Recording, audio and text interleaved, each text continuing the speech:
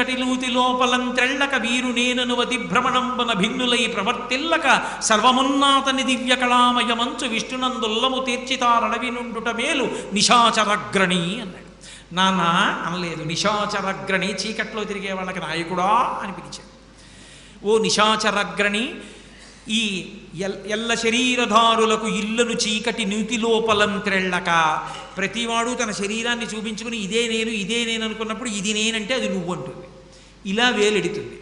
నువ్వు నేను ఈ రెండూ వస్తే ఆ మధ్యలోకి కావలసినంత అజ్ఞానం వస్తుంది. నువ్వు వేరు నేను వేరు, కాబట్టి నువ్వు ఏమైపోయినా అక్కర్లేదు, నేను బాగుంటే చాలు.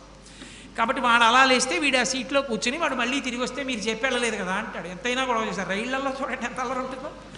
కాబట్టి ఆ నువ్వు నేను మధ్యలో ఉంది నాన్న అల్లరి. ఈ నువ్వు అండం మానేసి ఇందులో ఉన్న నేను అందులో ఉన్న నేను ఒక్కటే నేను అని అంటే నాన్న అసలు ఎంత మారిపోతుందో ఆలోచించు. ఈ అజ్ఞానం పోవాలి నాన్న, ఈ అజ్ఞానం పోవాలంటే శ్రీహరిని మనసులో స్మరిస్తూ ఉండాలి అన్నాడు. ఆశ్చర్యపోయాడు తండ్రి. ఏమిట్రా ఈ మాటలు? నాకున్ చూడక చోద్యమయ్యడిదిగా నా తండ్రి, నీకున్ ఏకాంతంబున భర్గవుల్ పలికిరో ఈ దానవ శ్రేణికిన్ వైకుంఠుండు కృతాపరాధుడతనిన్ శ్లోకింప నీకేటికిన్ అన్నాడు. ఏవిరా, ఎవరు చెప్పారా నీకు ఈ మాటలు? అసలు ఇలాంటి మాటలు మాట్లాడచ్చా మన వంశంలో పుట్టినవాడు? నాకున్ చూడక చోద్యమయ్యడిదిగా నా తండ్రి, ఈ బుద్ధి నీకుంతా లోపలతోచనో, పరులు దుర్నీతులు పఠింపించిరో, ఏకాంతంబున భర్గవుల్ పలికిరో ఈ దానవ శ్రేణికిన్ వైకుంఠుండు కృతాపరాధుడు అతనిని శ్లోకింప నీకేటికిన్. ఎరా, ఎవరైనా పక్కకి తీసుకెళ్ళి నీకు నేర్పుతున్నారా ఇలాంటి విద్యలు? లేకపోతే నీ బుద్ధిలోనే తోచిందా ఇలాంటి ఆలోచన? అక్కడతో పోలేదు ఆయన అనుమానం. కొంప తీసి గురువుగారు ఏమైనా రహస్యంగా తీసుకెళ్ళి నీకేమైనా నేర్పారా ఇలాంటివి? గురువు మీద కూడా అనుమానమే. ఏకాంతంబున భర్గవుల్ పలికిరో ఈ దానవ శ్రేణికిన్ వైకుంఠుండు కృతాపరాధుడు. ఆ వైకుంఠవాసుడైనటువంటి నారాయణుడున్నాడే, అపచారం చేశాడు రాక్షస వంశానికి. ఆయన్ని పొగడడానికి వీల్లేదు. ఆయన్ని పొగడతానంటావేరా? తప్పు, ఆ మాట ఎత్తద్దు అంటే తండ్రి వంక చూసి కొడుకు అన్నాడు, నాన్న ఆయన పేరు ఎత్తద్దు, పేరెత్తద్దంటావు. మందార మకరంద మాధుర్యమునదేలు మధుపంపు పోవునే మదనములకు నిర్మల మందాకిని వీచికల తూగు రాయంచనునే తరంగిణులకు లలిత రసాల పల్లవ కాదియై చొక్కు కోయిల జనునే కుటజములకు పూర్ణిందు చంద్రికా స్ఫురిత చకోరక మరుగునే సాంద్ర నిహారములకు అంబుజోదర దివ్యపాదార వింద చింతనామృతపాన విశేషమత్త చిత్తము ఏ రీతి ఇతర విషయంబు చేరనేర్చు వినుత గుణశీల మాటలు వెయ్యునేలా. అద్భుతం. తెలుగు సాహిత్యంలో, తెలుగు అసలు పౌరాణిక వాంగ్మయంలో ఈ పద్యాలన్నీ కూడా అమృత భాండాలు. మందార మకరంద మాధుర్యమున తేలు మధుపంపు పోవునే మదనములకు. నాన్నగారు ఎక్కడో దేవలోకంలో ఉండేటటువంటి మందార పుష్పాలలో ఉండేటటువంటి తేనె తాగడానికి అలవాటు పడిపోయినటువంటి తుమ్మెద కొండమల్లె పూలలో ఉండేటటువంటి తేనె తాగడానికి వెడుతుందా? వెళ్ళదు కదా. అలాగే పౌర్ణమి చంద్రుని నుంచి వచ్చేటటువంటి వెన్నెల కిరణాల్ని తాగడానికి అలవాటు పడిపోయినటువంటి చకోర పక్షి అది మానేసి పొగమంచు దగ్గరికి వెళ్ళి అక్కడ ఉండేటటువంటి దాన్ని తింటుందా? నిర్మల మందాకిని వీచికల తూగు రాయంచతనునే తరంగిణులకు. ఎక్కడో ఆకాశగంగలో ఉండేటటువంటి పద్మముల మధ్య ఆడుకుంటూ తిరిగేటటువంటి రాజహంస ఆ ఆకాశగంగని విడిచిపెట్టి వచ్చి ఎక్కడో వీధి కాల్వలో ఆడుకోవడానికి ఇష్టపడుతుందా? నిర్మల మందాకిని రాయంచికల తూగు నిర్మల మందాకిని వీచికల తూగు రాయంచతనునే తరంగిణులకు లలిత రసాల పల్లవ ఖాదియై చొక్కు కోయిల జనునే కుటజములకు. నాన్నగారండి, ఎక్కడైనా ఆ లేత మామిడి చిగురు తిని కూయడానికి అలవాటు పడిపోయినటువంటి కోయిల ఏ ఇతరమైనటువంటి చెట్ల మీదకి ఎక్కి కూర్చోవడానికి ఇష్టపడుతుందా? కాబట్టి అంబుజోదర దివ్యపాదార వింద చింతనామృతపాన విశేషమత్త చిత్తము ఏ రీతి ఇతర విషయంబు చేరనేర్చు. నిరంతరం కూడా శ్రీమన్నారాయణుని యొక్క పాదపద్మములలోంచి స్రవించేటటువంటి మందార మకరంద పానముల చేత మత్తిక్కిపోయినటువంటి హృదయము కలిగి ఎప్పుడూ హృదయంలో భగవంతుణ్ణి స్మరించడానికి అలవాటు పడిపోయిన నేను ఇవాళ భగవంతుని యొక్క స్మరణని విడిచిపెట్టి ఏవో ఇతర విషయాలు నేర్చుకుని వాటిని మనసులో స్మరించమంటే నాకు సాధ్యం అవుతుందా నాన్నగారు? సాధ్యం కాదు. అయినా మీకు ఒక మాట చెప్పనా?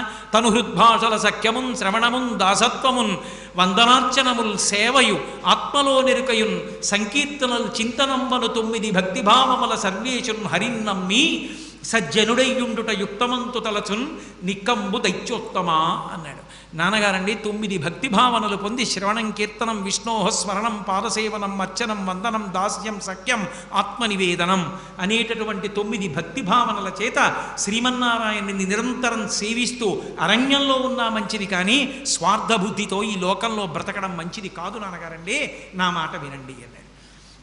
అంధేందోదయముల్ మహాభదిర శంఖారావముల్ మూక సద్గ్రంథాఖ్యాపనముల్ అలాగే నపుంసక వధూకాంక్షల్ కృతజ్ఞావళి బంధుత్వంబులు భస్మహవ్యములు లుబ్ధద్రవ్యముల్ కోడ సద్గంధంబుల్ హరిభక్తి వర్జితుల వృధారిక్త సంసారముల్.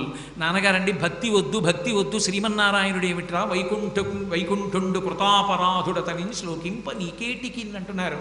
వైకుంఠుండు కృతాపరాధుడు ఏమిటి నాన్నగారు? శ్రీమన్నారాయణ భక్తి లేని జీవితం ఎందుకు పనికొస్తుంది? ఎందుకు పనికిరాదు. ఎంత ఐశ్వర్యం ఉన్నా, ఎంత పాండిత్యం ఉన్నా, ఎంత గొప్ప బతుకుతున్నా భగవంతుని మీద భక్తి లేకుండా బ్రతికినటువంటి బ్రతుకు ఎటువంటిదో తెలుసా నాన్నగారు? అంధేందూదయముల్, పౌర్ణమి చంద్రుడు ప్రకాశిస్తుంటే పుట్టుగుడ్డి వాడిని తీసుకొచ్చి నించోపెట్టి చూడరా వెన్నెలంటే వాడు ఏం చూడగలడు? వాడి జీవితం ఎటువంటిదో అలా అంధేందూదయముల్ మహాభదిర శంఖారావముల్, పుట్టుకతో చెవుడుండి ఏమీ వినపడిన వాడి దగ్గరికి తీసుకెళ్ళి శంఖం ఊది ఎలా ఉందంటే ఎలా ఉంటుందో అలా.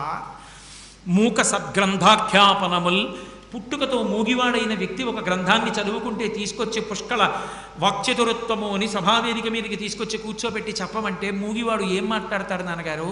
మూక సద్గ్రంథాఖ్యాపనముల్ నపుంసక వధూకాంక్షల్, నపుంసకుడైనటువంటి వాడికి స్త్రీ మీద కాంక్ష ఉంటే ఎలా ఉంటుందో అలా ఉంటుంది నాన్నగారు.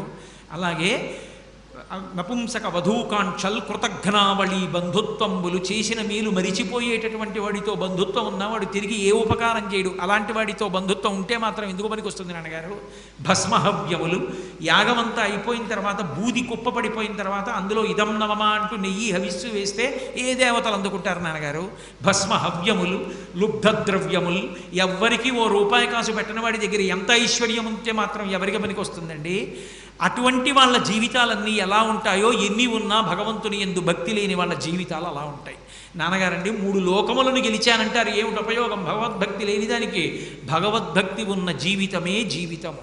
కాబట్టి కంజాక్షునకు గాని కాయంబు కాయమే పవన గుంభిత చర్మ భస్త్రికాక వైకుంఠపుగడని వక్త్రంబు వక్త్రమే ఢమఢమద్దనితోడి ఢక్కకాగా హరిపూజనము లేని హస్తంబు హస్తమే తరుశాఖ నిర్మిత దర్వికాక కమలేశ చూడని కన్నులే తనుగుడ్యజాల రంధ్రములు కాక విష్ణుభక్తి లేని విభుదుడే పాదయుగము తోడి పశువుగాక.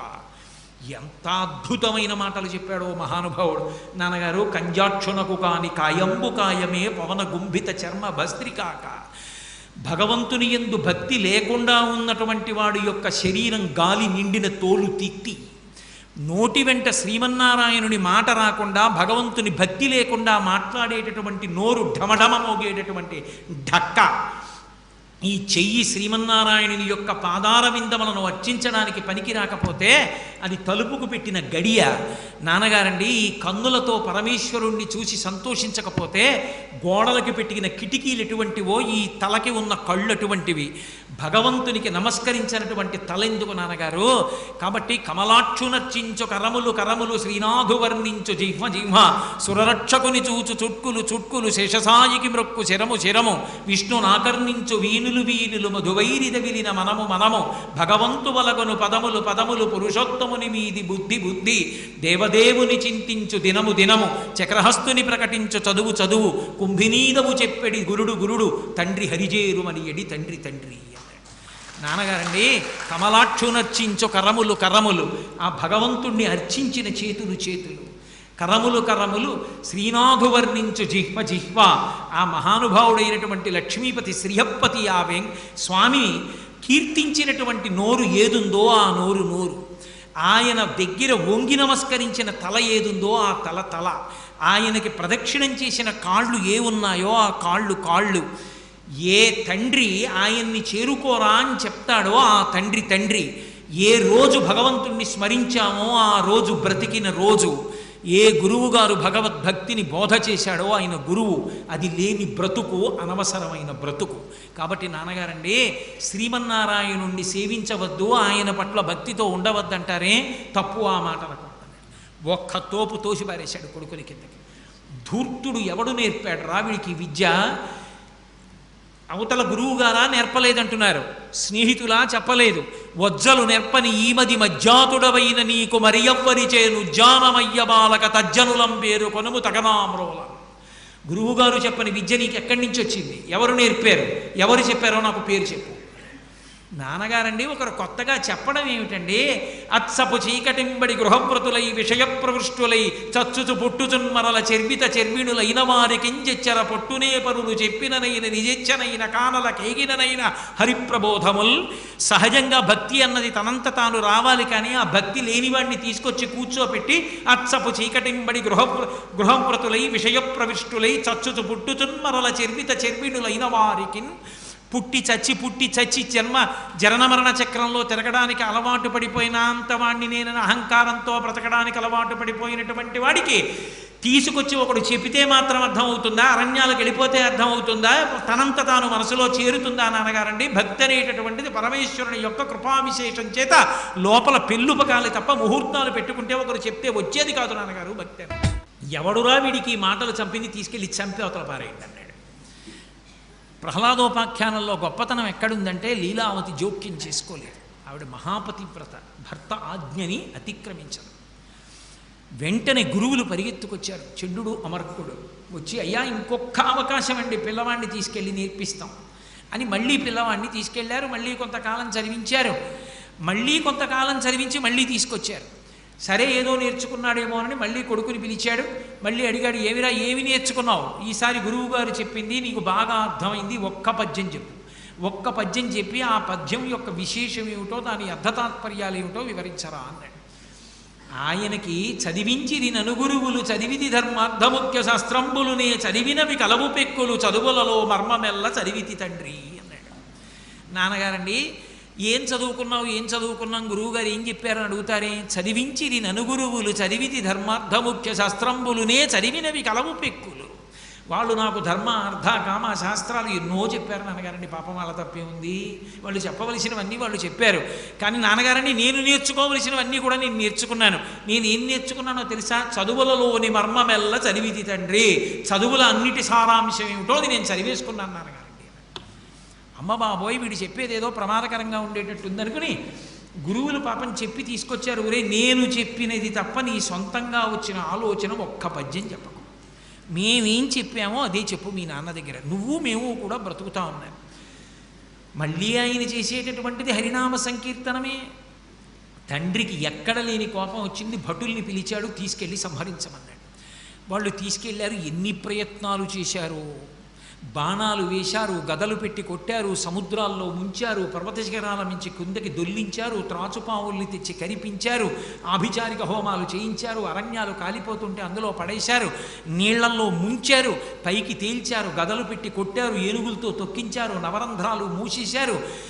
ఆఖరికి ఆయనని ఎండలో నించోపెట్టారు, వానలో నించోపెట్టారు, చలిలో నించోపెట్టారు, కత్తులతో పొడిచారు.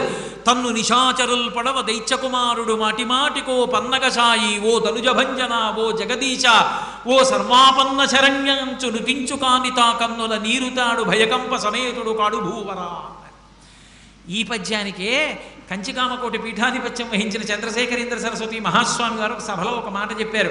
నా జీవితాన్ని మలుపు తిప్పిన పద్యం అదే. అంత తనని బాధించిన వాళ్ళ పట్ల కూడా పరమ ప్రేమతో చూశాడు ప్రహ్లాదుడు. ఆయనకి విశ్వంలో నారాయణుడు తప్ప ఇంకొకటి లేదు. తనని పొడుస్తున్న కత్తి నారాయణుడు, కొడుతున్న గద నారాయణుడు, తనని కిందకి దొర్లించేస్తే పర్వతం నారాయణుడు, బాణం వేస్తున్నవాడు నారాయణుడు, నవరంధ్రములు మూసినవాడు నారాయణుడు. అంతా నారాయణుడైతే ఈ శరీరంలో ఇటువైపు భాగాన్ని ఎప్పుడైనా బాధిస్తుందా? ఈ చెయ్యి ఈ చేతిని కొడుతుందా? అంతా నారాయణమయంగా చూసిన వాడిని ఎవరు బాధిస్తారు? బాధించలేకపోయే. అందుకే పైగా తన్ను నిశాచరుల్ పొడవ దైత్యకుమారుడు మాటిమాటికో పన్నగసాయి ఓ తనుజభంజన ఓ జగదీశ ఓ సర్వాపన్న శరణ్య అంచు నుతించు కాని. కత్తి పట్టుకొచ్చి ఇలా పొడి చేస్తుంటే కనీసం చేతులు అడ్డు పెట్టుకోడు. సంతోషంతో కత్తిలో కూడా శ్రీమన్నారాయణుడిని చూస్తూ ఓ గోవింద, ఓ సర్వాపన్న శరణ్య, ఓ జగదీశ, ఓ శేషసాయి అని అరుస్తున్నాడు. కత్తులు పొడుస్తున్నారు, బాణాలు దింపుతున్నారు, అయినా పిల్లవాడు చచ్చిపోడు. ఎంత చిత్రం అంటే పారడు లేచి దిక్కులకు, బాహువులొడ్డడు, బంధురాజిలో దూరడు, ఘోరకృత్యమని దూరడు తండ్రిని, మిత్రవర్గముంజీరడు, మాతృవర్గము వసించు సువర్ణ గృహంబులోనికిందారడు, కోపమునుందడు, తాపముందడు, కావరేయనడు, కంటకింపడు. ఎంత విచిత్రం అంటే ప్రహ్లాద భక్తి. అంత బాధ పెడుతుంటే తండ్రి పారడు లేచి దిక్కులకు అటు ఇటు పారిపోడు. నిన్ను కొరడాలతో కొడతామని తీసుకొచ్చి నించోబెడితే ఎంతో సంతోషంగా నిలబడి గోవింద, ముకుంద, శ్రీమన్నారాయణ, కేశవ, హరి అంటూ నించుంటున్నాడు. కనబడ్డవాడు కొరడా అన్నీ విష్ణువే. ఆ కొరడా పెట్టి కొడుతుంటే ఎంతో సంతోషంగా, ముఖం వాడదు, పూర్ణచంద్రబింబల్లా అలాగే ఉంది. అంత పరమభాగవతోత్తముడు ఇంత బాధ పెడుతున్నాడు తండ్రి. ఇన్ని చేస్తుంటే ఇన్ని తట్టుకుని పారడు లేచి దిక్కులకు, కనీసం అటు ఇటు పరిగెత్తడు, బాహువులొడ్డడు, చేతులు ఇలా అడ్డు పెట్టుకోడు. మనం అలా పెడుతుంటే గబుక్కుని ఏ ఆవో కొమ్మిసిరింది అనుకోండి, ఇలా చెయ్యడ్డెడతాం. కనీసం కొడుతుంటే చెయ్యడ్డు పెట్టలేదు, శూలం పెట్టి పొడి చేస్తుంటే చేతులు అడ్డు పెట్టుకోలేదు. శ్రీ మహావిష్ణువు తగులుతున్నారు చేతికి అనుకుని గోవిందా అన్నాడు. కాబట్టి బాహువులొడ్డడు, బంధురాజిలో దూరడు, తన బంధువుల దగ్గరికి పరిగెత్తుకుంటే వెళ్ళిపోడు. దూరడు తండ్రిని, నా తండ్రి ఇంత బాధ పెడుతున్నాడని తండ్రిని విమర్శించడు. మిత్రవర్గముంచీరడు, స్నేహితుల దగ్గరికి వెళ్ళి బాధపడ్డావు. మాతృసంఘము వసించు సువర్ణ గృహంబులోని కిందారడు, తల్లులు నివసించేటటువంటి బంగారు మేడలలోకి వెళ్ళి నేరాలు చెప్పడు. కోపమునొందడు, తాపమొందడు, ఆఖరికి కోపం పొందడు, కంటకింపడు, ఏమీ పళ్ళు పటపటా కొరకడు, బాధపడ్డు, ఏమీ ఏడవడు, హాయిగా నవ్వుతూ పరమ సంతోషంగా ఎప్పుడూ ఎలాగా ఉంటాడో అలా హాయిగా భగవన్నామ సంకీర్తనం చేసుకుంటూ కూర్చుని ఉంటాడు. ఏమిట్రా ఈ పిల్లాడు, ఎంత చేసినా ఎంత చంపేద్దామన్నా చచ్చిపోవట్లేదేమిటి? ఇప్పుడు ఏడుస్తున్నవాడు ఎవరంటే హిరణ్యకశిపుడు. అది విచిత్రం. ఆయన ఏడుస్తున్నాడు. చచ్చిపోకూడదని వరాలు కోరుకున్నవాడు తండ్రి, చచ్చిపోకుండా ఉండిపోతున్నవాడు కొడుకు. అన్ని వరాలు కోరుకున్నవాడు చచ్చిపోవడానికి వంట చేసుకుంటున్నాడు. అసలు ఏ వరాలు కోరుకోనివాడు పరమభక్తితో చిరంజీవిగా మిగిలిపోతున్నాడు. యుగాలు మారిపోయినా సూర్యకళామందిరంలో చెప్పుకోవలసిందే, అంత భాగవతోత్తముడుగా మిగిలిపోయాడు. కాబట్టి మహానుభావుడిని చూసి హిరణ్యకశిపుడు ఒంటరిగా వెళ్ళి గదిలో తలపట్టు కూర్చున్నాడు. ముంచితివార్థులను గదలముత్తితి, శైలతటంబుల నుండి ద్రొబ్బించితి, శస్త్రరాజి పొడిపించితి, మీద నిభేంద్ర పంక్తి రొప్పించితి, ధిక్కరించితి, శిపించితి, ఘోర తమగ్దులం త్రోయించితి, సావడిదేవి చిత్రమో అన్నాడు. ఎంత ఆశ్చర్యం! ఈ పిల్లవాడేమిటి, సముద్రంలోకి తీసుకెళ్ళి ముంచేశాను గంటసేపు ఊపిరాడకుండా, పైకెత్తి చూశాను, చిరునవ్వు నవ్వుతూ ఉన్నాడు. గోవిందా, ముకుందా, హరి, శ్రీమన్నారాయణ అంటూ గదల ముత్తితి పడుకోబెట్టి గదలతో కొట్టించాను.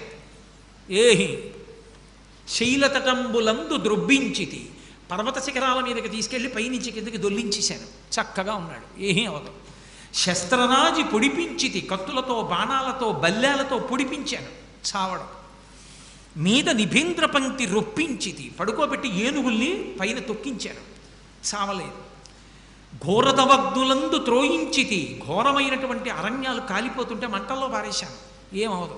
అభిచారిక హోమం చేయించాను, నేనే మాయ చూపించాను, చలిలో నించోపెట్టాను, నవరంధ్రాలు మూయించాను, పాములతో కరిపించాను, విషాన్ని కలిపి అన్నం పెట్టాను, కంఠం మీద కత్తి పెట్టి కొట్టించాను. చావడిదేమి చిత్రమో, చావడేమిటి కొడుకు? లోకంలో అంతటి మహాభక్తుడైన కొడుకు పుడితే ఆ కొడుకు చావలేదని ఏడిచిన తండ్రి హిరణ్యకశిపుడు. ఈ పాపం చాలదు చావడానికి.